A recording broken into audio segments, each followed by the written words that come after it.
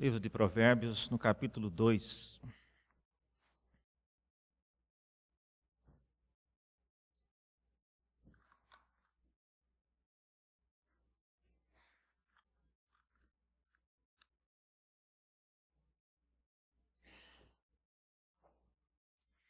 Nós já temos, pelo menos eu já falei uma vez em Provérbios, e hoje nós vamos falar no capítulo 2.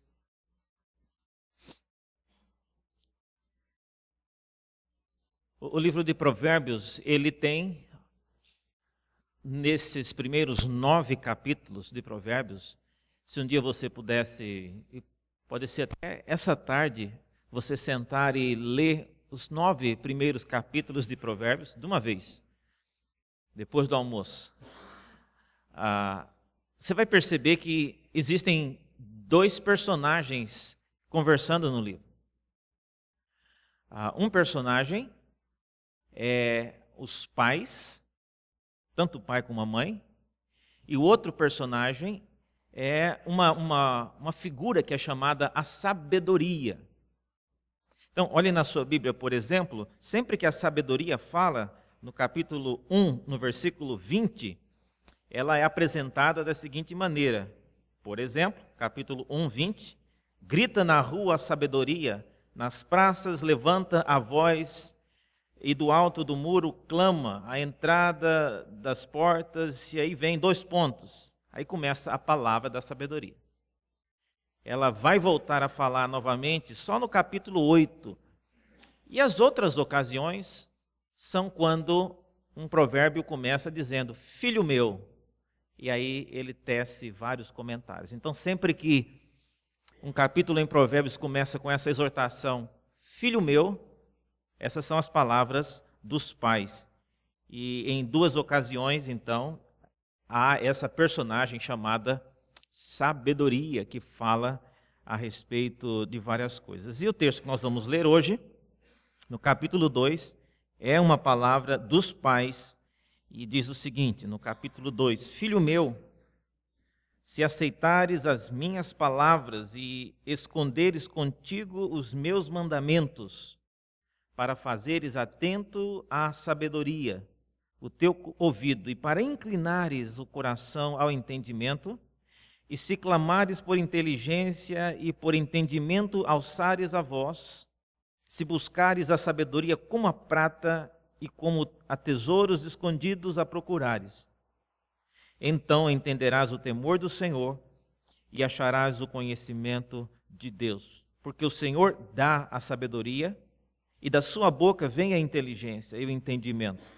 Ele reserva a verdadeira sabedoria para os retos, é escudo para os que caminham na sinceridade. Ele guarda as veredas do juízo e conserva o caminho dos seus santos.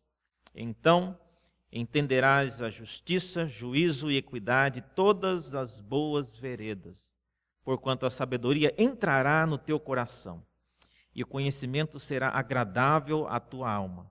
O bom siso te guardará, e a inteligência te conservará, para te livrar do caminho do mal, e do homem que diz coisas perversas, dos que deixam as veredas da retidão para andarem pelos caminhos das trevas, que se alegram de fazer o mal e folgam com as perversidades dos maus, seguem as veredas tortuosas e se desviam nos seus caminhos, para te livrar da mulher adúltera, da estrangeira, que lisonjeia com palavras, a qual deixa o amigo da sua mocidade e se esquece da aliança do seu Deus, porque a sua casa se inclina para a morte, e as suas veredas para o reino das sombras da morte.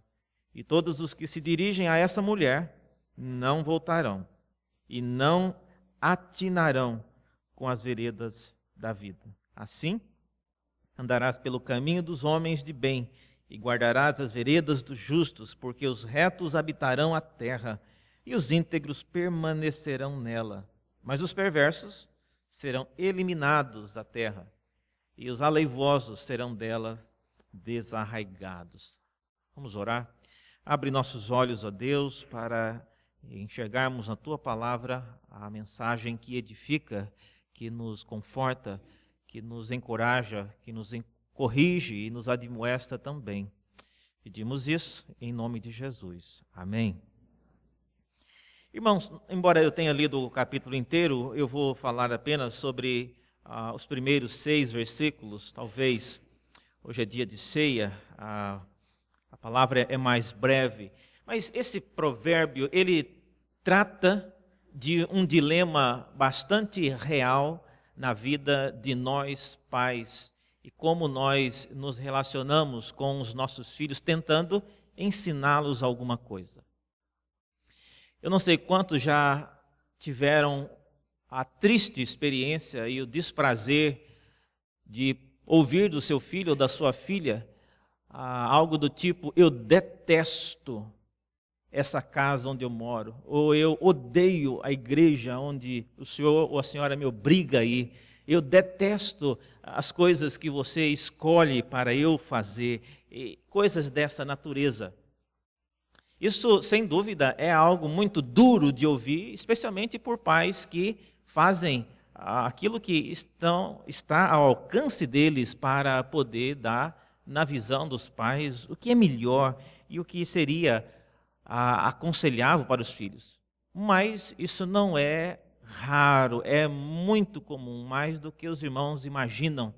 A geração de alguns filhos, ela vai se distanciando da geração dos pais, e aquilo que iniciou como uma relação terna, geralmente termina em não só de discordar daquilo que os pais pensam, mas até, numa situação mais grave, de literalmente odiar aquilo que os pais estão tentando comunicar.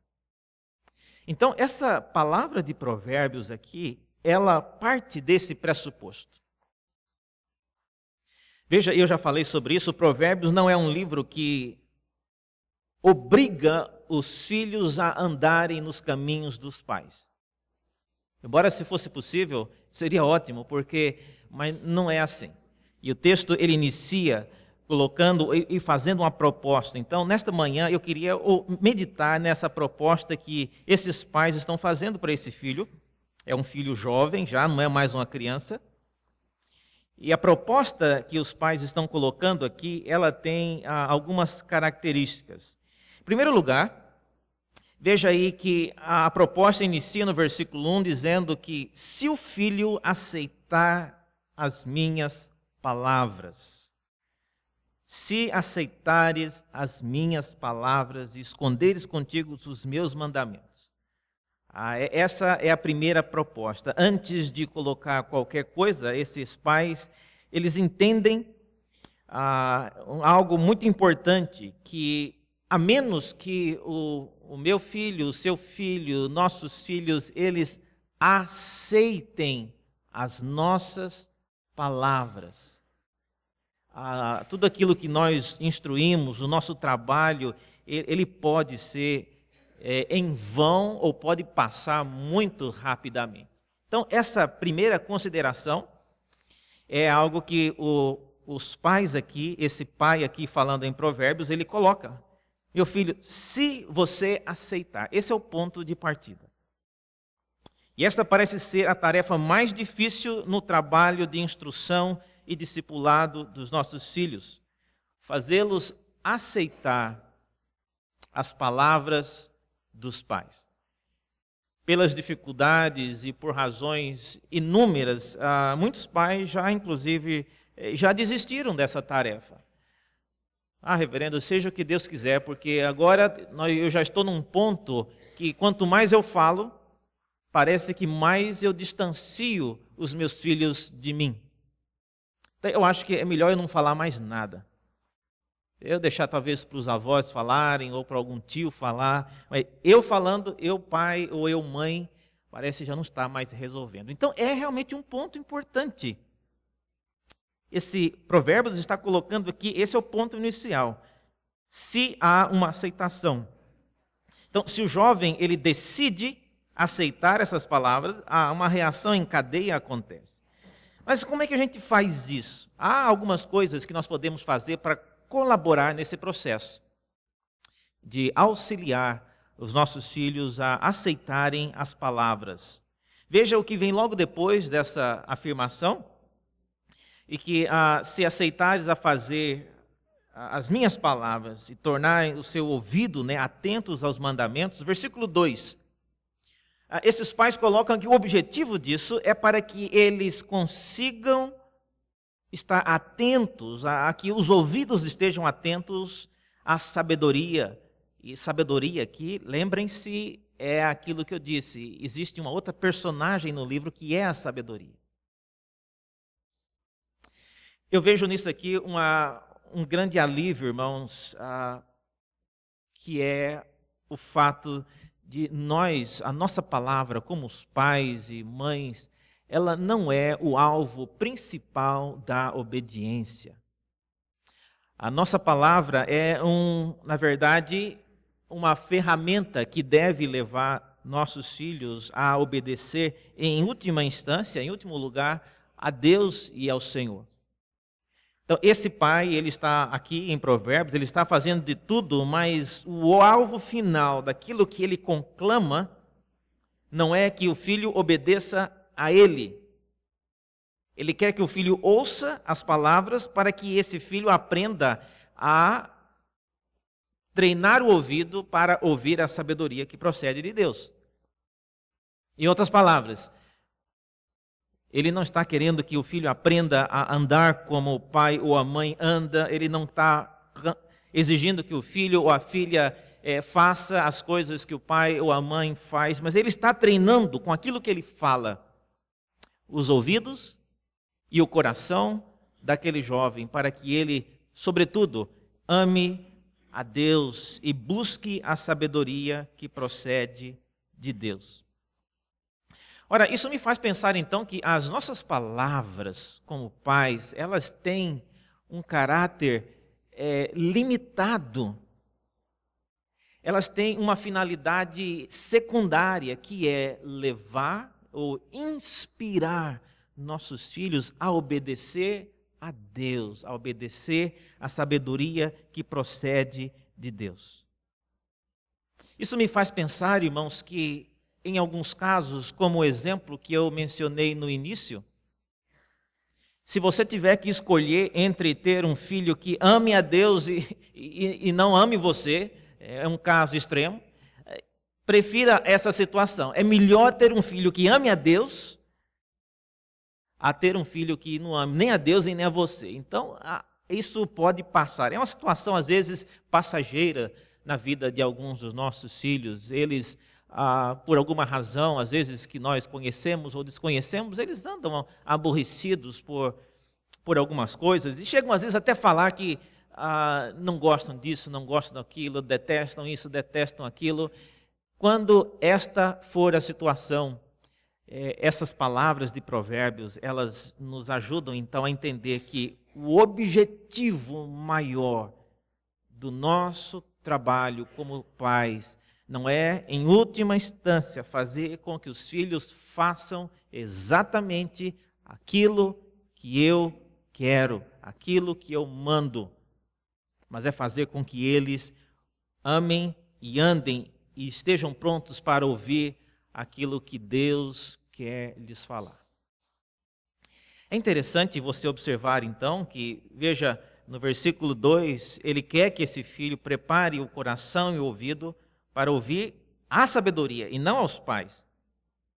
O versículo 3 fala que se o filho também, além de ouvir, ele clamar por inteligência e por entendimento, alçar a voz e se buscar essa sabedoria como a prata e como tesouros escondidos a procurares.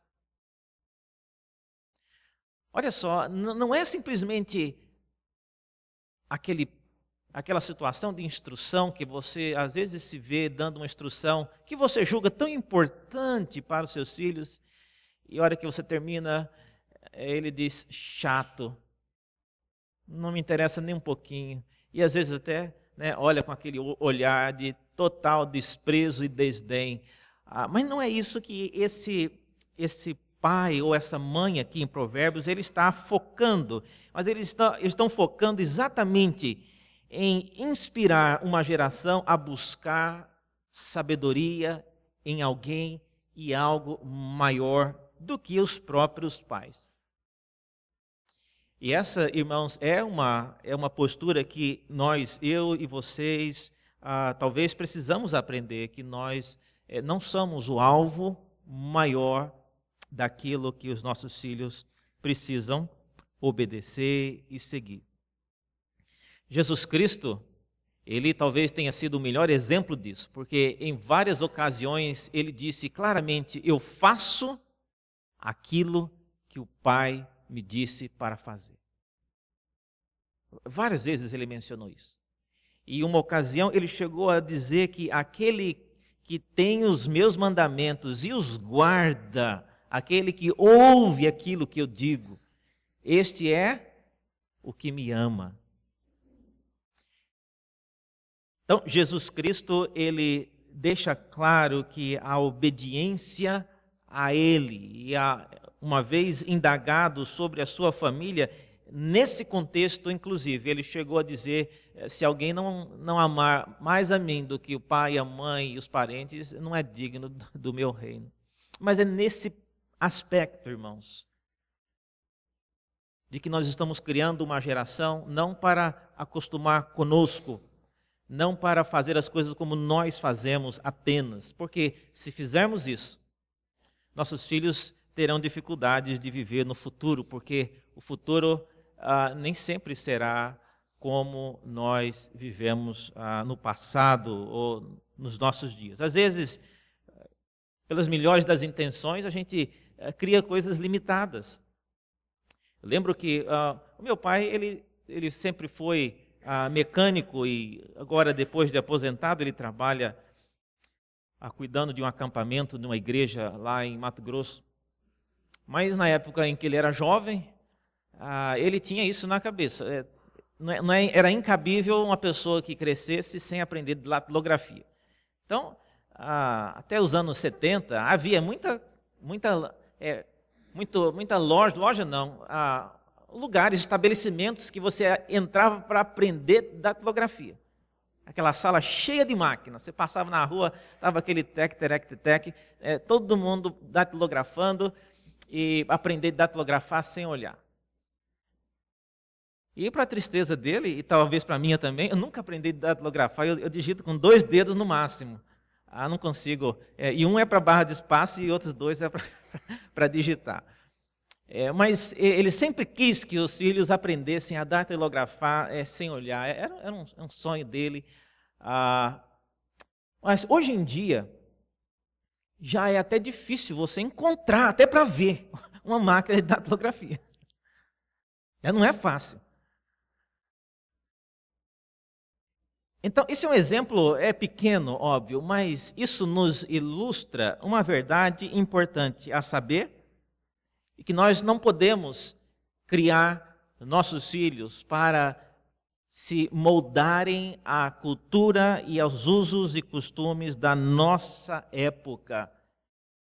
Se pudermos fazer isso por um breve tempo, se você teve os seus filhos ainda muito novo no seu casamento, talvez eles vivam boa parte da sua vida no seu contexto, mas eles vão viver mais do que você, com certeza.